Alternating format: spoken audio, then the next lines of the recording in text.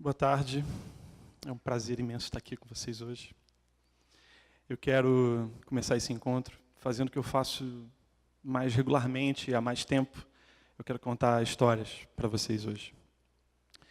E, na verdade, o meu ofício como professor e escritor, ele envolve isso, né? Mas esse é um ofício que vocês sabem, ele é de todos nós, ele é milenar. Essa história pela qual eu vou começar, ela existe possivelmente há uns 3.000 anos, 2.800 anos, algo assim. Essa história foi escrita por um... ela foi contada, em primeiro lugar, por um escravo, que era propriedade de um filósofo, e esse escravo se chamava Esopo.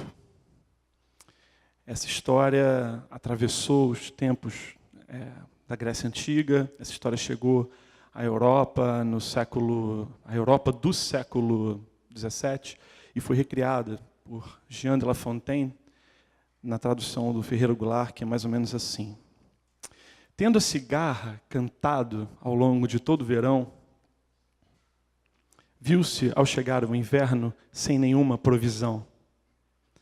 Foi à casa da formiga, sua amiga, e então lhe disse: amiga, pode emprestar-me um grão, que seja de arroz, de farinha ou de feijão? Estou morrendo de fome. Faz tempo, então, que não come? Lhe perguntou a formiga, ávara de profissão. Faz. Mas e ao longo do verão que fez a senhora? Eu cantava. Pois dance agora. Bem, essa história, assim traduzida em verso por Jean de La Fontaine, é uma história que até hoje me toca muito, mexe muito com as coisas que eu penso sobre valores, sobre princípios. E isso certamente aconteceu com muitos de nós e com outros escritores. O pioneiro da nossa literatura para crianças e jovens, Monteiro Lobato, antes de escrever o seu projeto mais lembrado, mais contundente e lindo, que é o Sítio do Pica-Pau Amarelo, ele um dia escreve uma carta para um amigo, Gustavo Rangel, e diz assim: estou pensando em vestir a brasileira aquelas fábulas de Esopo e La Fontaine. Estou pensando nisso porque eu vejo como meus filhos, eles são tocados pela forma como Purezinha, a mulher de Lobato, conta essas histórias para eles, mas efetivamente, eles não, em momento algum, eles pensam nas moralidades. Isso fica no subconsciente deles. No entanto, essas fábulas, eles guardam elas de memória, e eles vão contar aos amigos. E eles efetivamente não percebem que a moralidade está lá, mas ela toca eles profundamente. Como tocou o Lobato, e ele então escreve essa fábula, reescreve ela, bem antes de escrever o Sítio do Pica-Pau Amarelo, e a versão do Lobato ela tem uma coisa um pouquinho diferente das versões antigas. Ele cria uma formiga boa, ele cria uma formiga que acolhe a cigarra. Quando a cigarra pede, então, a comida, né, uma ajuda, do outro lado ele encontra uma formiga que diz: então era a senhora que cantava ao longo do verão? Aquele chiado nos distraía, nos aliviava do trabalho, e aquilo era maravilhoso. Bem, eu estou contando essa história para vocês porque eu sou um pouco cigarra. E a UERJ é um pouco a casa dessa formiga boa que me acolheu desde sempre. Aqui eu fui recebido como aluno de graduação, como aluno do mestrado em letras, doutorado em letras. Aqui eu fui estagiário, voluntário. Aqui eu fui bolsista. Aqui eu fui professor substituto. E, finalmente, eu me concursei como professor do curso de Relações Públicas na Faculdade de Comunicação Social. E aí eu comecei a pensar em outras questões que me remetem sempre a cigarra e a formiga, e entre essas questões está a chamada ética organizacional. A ideia de que você tem uma fábula como essa para despertar a tua cabeça, o teu pensamento, nos leva a ver duas situações possíveis. Numa situação, a gente tem uma formiga que é vista como, dedicada, estoica, e uma cigarra que, de alguma forma, tem o trabalho artístico dela completamente desvalorizado. Na versão do Lobato, você tem uma outra forma de ver essa coisa. uma visão que percebe que é possível uma harmonia entre as duas visões de mundo. E eu não posso falar disso e falar de ética sem a gente entender que ética tem a ver com isso, com as visões de mundo que nós carregamos.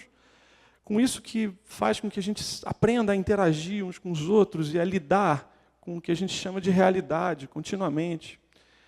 E é nesse plano que, de alguma forma, a cigarra e a formiga me devolvem a esse lugar onde os valores que nós temos têm origem no que a gente chama de costumes. A própria palavra ética, meus caros, ela vem de ethos, que no grego tem a ver com isso. Os costumes são os costumes de um povo que determinam o que é o certo e o que é o errado. E, de repente, a gente se dá conta de que esses valores e esses costumes, eles vão se reproduzindo nos nossos atos todo dia, e a gente talvez não pare para pensar um pouquinho sobre, afinal de contas, o que entendemos como certo e errado, afinal de contas, o que é o nosso costume. Bem, quando a gente fala, então, de ética, e eu não poderia falar de ética aqui para vocês, eu ficaria até amanhã conversando sobre o tema que foi tantas vezes investigado e proposto de maneiras diferentes por filósofos, pensadores, os mais variados, Aristóteles, Kant, enfim, tanta gente, e eu não tenho essa pretensão. Mas quando a gente fala sobre ética numa organização, aí eu tenho essa pretensão. Porque aí eu acho que essa tem que ser a nossa pretensão, se queremos responder à pergunta: o que nos faz universidade? A pergunta que mobiliza esse evento, ela só pode ser respondida se a gente, em algum momento, parar para pensar o que é a nossa ética, o que são os nossos costumes, quais são os nossos valores. A gente não consegue responder essa pergunta sem isso. De repente, a gente sai da fábula da cigarra e da formiga, vê esse prédio e chega a essa definição: um conjunto de valores e princípios que norteiam a ação humana no âmbito das organizações, a definição do professor e filósofo Mário Sérgio Cortella. Isso faz a gente pensar que esses valores e princípios estão sendo praticados pela gente e, às vezes, a gente não está se dando conta do quanto eles interferem nesse dia a dia.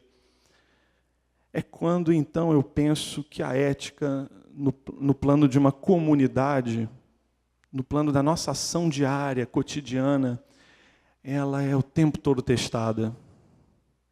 Pensem, por exemplo, no sujeito que está andando de carro e é parado por um guarda, ou uma blitz, uma coisa assim, e ele pode ter algum problema no carro, ele pode ter furado um sinal vermelho, ele pode ter cometido alguma falta. Se existe algo errático, é o ser humano. Ele erra o tempo todo. E no que ele erra, ele se vê diante do guarda e ele tem a opção de aceitar a multa, ou, eventualmente, ele pensa: eu posso dar uma propina para esse guarda e ele me liberará. E ninguém vai saber disso. É claro que, para vários de vocês e para mim também, isso é altamente condenável. Mas é claro que isso se reproduz diariamente nas estradas e nas vias e nas ruas brasileiras. E quando o sujeito que dá a propina para o guarda faz isso, ele não se dá conta de que o ato dele não acaba ali. Ele tem a sensação de que talvez o ato dele seja invisível para o resto. Porque só quem sabe é ele e é o guarda. Mas não. Porque o outro cara pensa isso. E um outro cara faz isso. E um terceiro, e um quarto, e um quinto. E o mesmo guarda que recebeu propina de não sei quantas pessoas, um dia se depara com alguém que não quer dar propina. E esse alguém talvez agora esteja numa situação em que o errado é ele. Mas espera aí que tem alguma coisa equivocada nessa história. Se um costume de oferecer propina para um oficial da lei, se criou-se esse costume, e eu não estou dizendo nem que foi criado ou que não foi, não quero generalizar, mas na minha hipótese se isso acontece com hábito, com regularidade, o sujeito que não dá, ele passa pelo quê? Ele passa por trouxa. E quando ele é um trouxa, parece que o certo e o errado se inverteram. E o que determina isso, vocês podem dizer, não é só a lei, é uma ética. É um conjunto de valores que estão sendo praticados. Em momento algum eu disse aqui a vocês que esses valores vão ser sempre os melhores. Há momentos em que a humanidade se guia por valores horrorosos. E a gente não tem como fugir disso. Ou melhor, a gente tem. A gente tem como fugir disso. Porque o que nos torna universidade nos faz pensar que esses atos que hoje parecem tão singulares, tão individuais e que acabam em si, eles não são. Então, se cada um de vocês que está aqui hoje nessa plateia pensar sobre isso, não apenas aqui na universidade, alguns estudam em outras universidades, alguns ainda vão estudar, alguns já estudaram, mas o que nos torna a universidade, entre outras coisas, é a capacidade de refletir sobre o que são os nossos costumes. Se eu sair do plano macro e vier ao plano mais micro do que é a nossa realidade aqui, eu posso pensar no agente governamental, no governante que, nesse momento, cogita não pagar salário para os professores, para os técnicos administrativos, para os bolsistas, não pagar a remuneração para os bolsistas porque o Estado não tem dinheiro. E cria-se, então, um precedente para a gente achar que isso não é tão errado assim. Bem, daqui a 20, 30 anos, quando novos governantes fizerem isso, talvez não sejamos mais universidade. E a implicação do ato desse governante agora se faz sentir muito tempo depois. O funcionário que chega atrasado e sai mais cedo. O funcionário que faz uma escala e foge do trabalho um dia, 2, e ele pensa que talvez a falta dele, o não estar ali, não é um problema. Porque, afinal de contas, um outro está lá. E não tem implicação. Sempre tem implicação. Só que nós não aprendemos a ver. Nós precisamos aprender a ver. O professor que recebe uma ementa de uma disciplina e foge dessa ementa. E opta por entrar em sala de aula e abordar o tema que lhe é mais caro, que ele está mais confortável.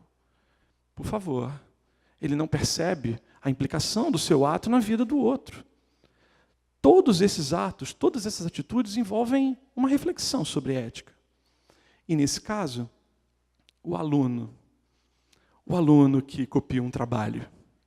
Não vocês, eu sei que vocês não. Mas o aluno que chega atrasado, sai mais cedo. O aluno que falta. Como professor, muitas vezes, nas primeiras aulas de cada semestre, eu tive que explicar para os alunos por que eu cobrava frequência e por que eu era tão chato com esse negócio. E aí, quando o aluno já estava com aquela cara péssima de quem diz assim, pô, mas eu não vou conseguir estar aqui sempre, o que eu faço? Eu olhava para ele dizendo assim, cara, quando você falta, você me priva do direito de ouvir você. E a aula é pior, porque a aula não pode ser esse lugar em que só eu falo e os alunos escutam. É preciso que a gente troque ideia, é preciso que ele fale para que o outro cara fale também, para que eles discordem. E aí, quando ele falta, ele tem uma implicação ética. Ele produz uma implicação ética na vida do outro. Só que ele talvez não perceba. E aí é isso que eu quero convidar vocês a pensar hoje. Porque, a bem da verdade, quando a gente reflete sobre como uma ética atravessa tudo, é quando a gente, na verdade, coloca em questão os nossos costumes. E por que eles se tornaram costumes? Então, a gente precisa refletir para mudar. A gente precisa refletir para repensar. E a gente precisa refletir para melhorar. Sem isso, todas as outras questões me parecem menores, porque nós somos universidade a partir do momento que temos essa capacidade. A capacidade de mudar, de repensar, a capacidade de melhorar. A coisa maravilhosa da frase do Monteiro Lobato para o seu amigo Gustavo Rangel é: a moralidade está lá na fábula, mas o menino não percebe, ela fica no subconsciente para ir se revelando aos poucos. Eu convido vocês a repensarem, a mudarem, mas mais que tudo a refletirem sobre ética, porque isso não pode ficar no plano do nosso subconsciente, isso tem que estar no plano do nosso consciente, diariamente, todo dia, em cada ato que a gente produz, Não pensa no ato do outro, pensa no seu e na implicação que pode ter na vida do outro. Isso é uma postura de quem busca um equilíbrio ético e uma harmonia numa sociedade, e especialmente numa universidade.